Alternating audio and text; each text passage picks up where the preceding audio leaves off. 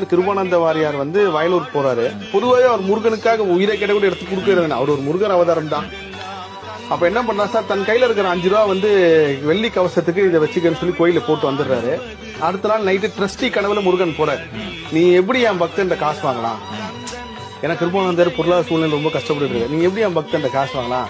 போய் அவனுக்கு இந்த காசை ரிட்டர்ன் கொடுன்னு சொல்லியிருக்காரு. கோயில் கேட்கிறார், கிருபானந்தார் வந்தாரு. ஆமா வந்தாருன்னா அவர் வயலூர் அப்ப 5 ரூபா ஒரு பெரிய காசு, தப்பு பண்ணிட்டியா, முருகர் அவர்கிட்ட கொடுன்னு சொல்றாருன்னு சொல்லிட்டு ஐயா முருகர் கனவு வந்தாரு, இந்த 5 ரூபா உங்ககிட்ட திரும்ப கொடுக்க சொன்னாரு, கொடுத்துட்டு இந்த கோயில் கும்பாபிஷேகத்தை உங்களால நடத்த முடியும்னு சொன்னாரு, இது நீங்க தான் நடத்தி கொடுக்கணும். அப்படியா?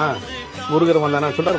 கோவில்ல அவரு ஒரு பரப்புரை மாதிரி ஒண்ணு பண்றாரு. அதுக்கப்புறம் கும்பாபிஷேகத்துக்கு எக்கச்சக்கமா பணம் வருது. பணம் அதுக்கப்புறம் கும்பாபிஷேகம் கட்டி முடிச்சிட்டாங்க சார். அது ஒரு செய்தியில பேப்பர்ல வருது. அது என்ன வருதுன்னா, வயலூர் முருகன் கோயில் கும்பாபிஷேகம் வரதுக்கு பதில் வடலூர் முருகன் கோயில் கும்பாபிஷேகம் வந்துருச்சு. அந்த பேப்பரை எடுத்துட்டு வடலூர்ல இருக்கிறவங்க வராங்க. ஐயா இந்த மாதிரி பேர் மாறிடுச்சு, ஆனா இதுல ஒரு காரணம் இருக்கு. எங்க ஊர்ல வள்ளலாருக்கு ஒரு கோயில் கடை ட்ரை பண்றோம், அது எங்களால முடியல, நீங்களே அதை கட்டி கொடுங்க அப்படின்னு சொல்லிட்டு வரப்போ அங்க ஒரு முருகர் கோயிலுக்கு அவர் என்ன பண்றாருன்னா, எல்லாமே முடிஞ்சிருச்சு, ஒரு 6000 ரூபாய் இருந்தா கும்பாபிஷேகம் பண்ணிடலான்னு ஒரு சூழ்நிலை வரப்போ அவர் என்ன பண்றாரு, தன்னோட ஒரு நகை, ஒரு 6000 மதிப்புள்ள ஒரு நகையை இதை வச்சு கொடுத்துருங்க அப்படின்றாரு.